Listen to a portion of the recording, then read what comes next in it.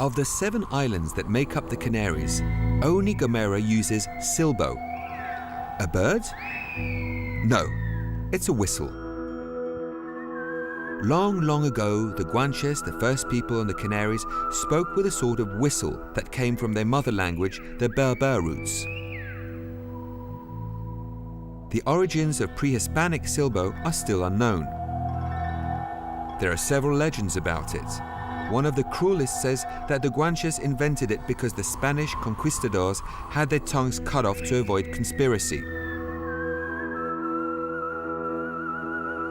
This is surely a legend, because to say good day, you have to put your tongue on the tip of your finger, bend it and whistle.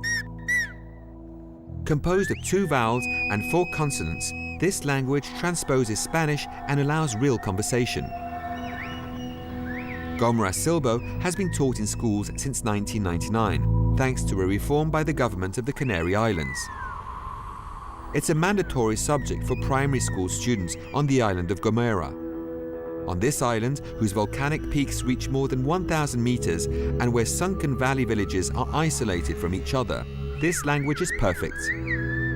The whistle can reach 8 to 10 kilometers. A very living language, Silbo does not only bring villages closer, but even generations.